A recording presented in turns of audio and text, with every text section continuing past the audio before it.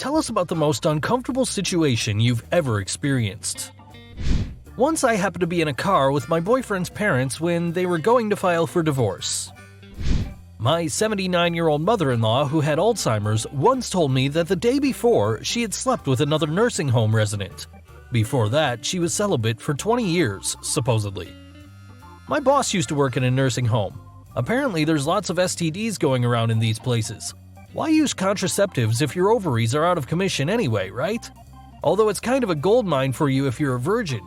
Wait until you become old and cranky, move into one of these homes, buy a load of Viagra, and go for it. When I was at work, I was sitting on the bench and didn't notice that my skirt caught on it. When I tried to stand up, the skirt naturally slipped off, and I ended up showing my butt in front of a bunch of my coworkers. They just stood there and watched and tried not to laugh, and I was trying to keep some dignity. Not the best day to go commando. Once, when I was little, my family decided to go to church. While we were there, I thought it would be a really awesome idea to give my dad a two-handed slap on the ass. I came at him running with all my might to make sure the slap was as powerful as possible and accidentally slapped some random guy who was walking along with a woman and pushing a baby carriage, which made me think they were my folks. To my utter embarrassment, my parents were nearby and saw everything. One day I came out of the store, passed the entire parking lot following some guy and even tried to get into his car because I thought he was my father.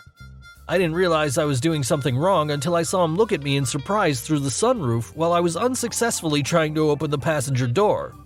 At this moment, my dad was running to us out of breath, yelling something and waving his hands. I had one in college. I sneaked into the dorm assistance room and hid under a blanket in the top bunk. I just wanted to scare him a little when he'd come in. In the end, he showed up with his chick and they started making out. I waited a few seconds, which lasted forever, jumped off the bunk and ran away. I couldn't think of any other way under the circumstances. Did he see it was you? What made the situation really awkward was that you still waited.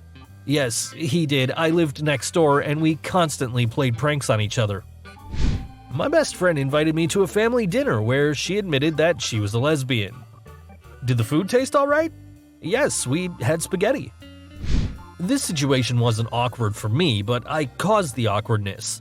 I worked the night shift at a diner, and it was both the worst and best job in the world. We had one regular customer who would come to the diner wasted every time and act really inappropriately.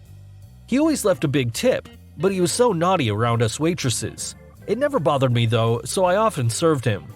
He many times tried to offer me money for extra services and take me somewhere else. Naturally, each time I refused. A couple of months later, I got a job in the mornings at a fancier place. One Sunday morning, we served a crowd of parishioners who had just returned from church.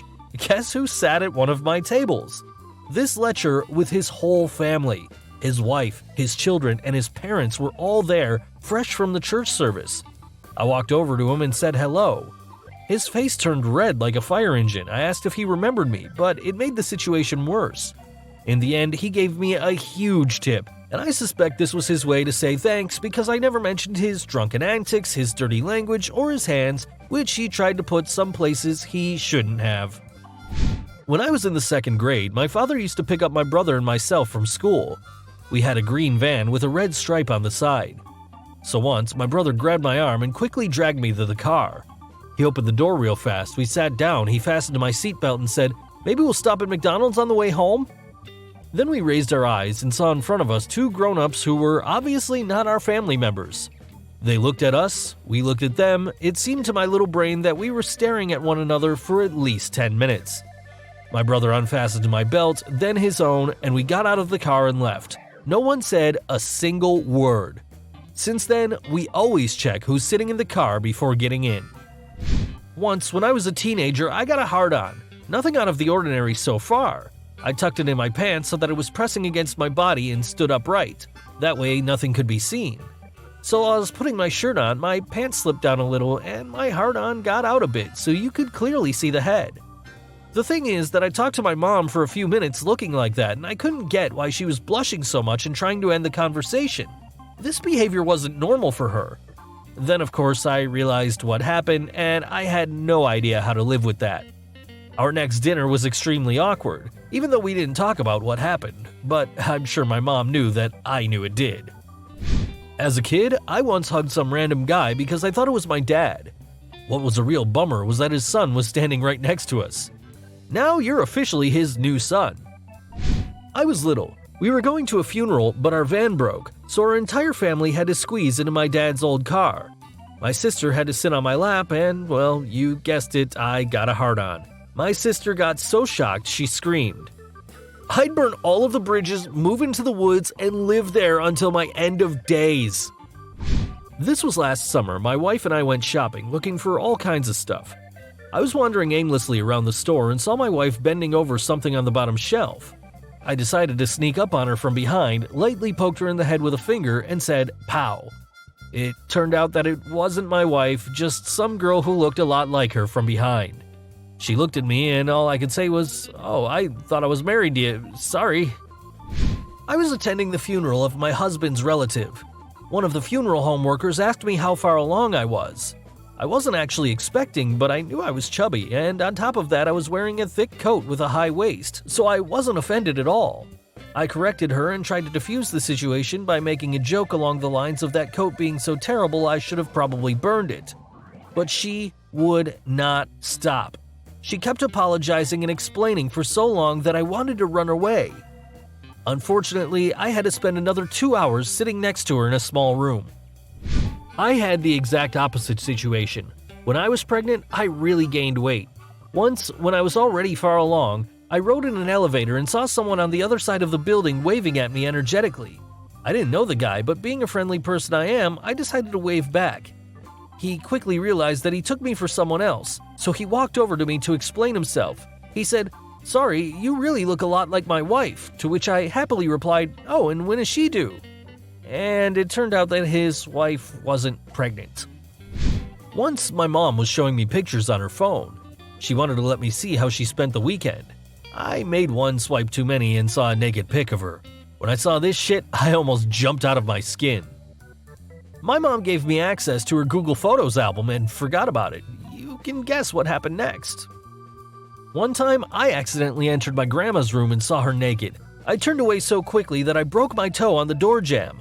I remember myself crawling out of the room shouting, "Sorry, Gran," and she just laughed like an idiot. I saw my college roommate fucking his girlfriend.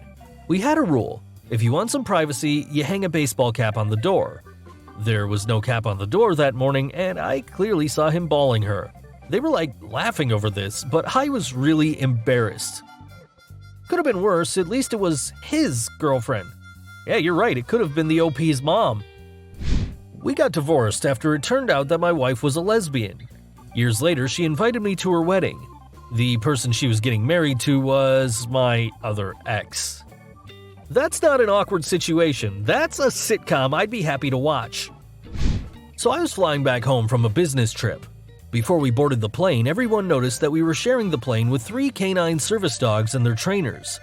It seemed that literally all the other passengers saw them, but our kind pilot decided to greet them once again on the speakerphone just in case, and we cheered our service people and their brave dogs. Several hours into the flight, a crew member turned off the lights in the cabin. I wanted to pee, so I got up and headed to the toilet, and, well, one of the dogs was black and I didn't notice her paw sticking out in the aisle. You can't even imagine how it cried and screamed. Ever had 150 people hating you all at the same time? The worst thing is that I'm a veteran myself and I love dogs. Moreover, I'm the son of a veteran who once trained canine dogs. But how can I explain this to the entire plane of people looking at me as the asshole who just stepped on the dog's paw? So, my friends and I sit in a restaurant. My buddy boasts that he just started dating some chick. Then another one of my buddies tells us how he screwed some babe last night. The conversation goes on for some time, but then someone finally asks who was the babe he screwed, and it turns out it was the same girl my first friend started seeing. We barely managed to prevent a fight, convincing him that it was better for him to find out right away what kind of shit he got himself into. After that, these guys stopped talking to each other. Once, in the middle of a lecture, a girl showed up in our class looking like she got the wrong lecture hall. Our professor loved to communicate with all students and was very energetic even when there were more than 400 people in the class. As soon as she entered, the professor interrupted the lecture, looked at the girl, and asked if she was in the right class. She said yes and headed through the entire auditorium to the first row because there were still a couple of empty seats there. Note that the auditorium was rather large as they go, and all 200 students, that's typically how many come to class, had to watch her get to her seat because the professor wasn't speaking and just looked squarely at her. She was already near the first row, but then she sort of got overwhelmed by all the tension in the air, and she said, "Looks like it's not the right class after all," and turned around. So again, we had to watch her walking up the steps all the way to the exit. My worst nightmare. I shit my pants during a football watch party, and then my mom came in and saw me trying to clean myself. So there,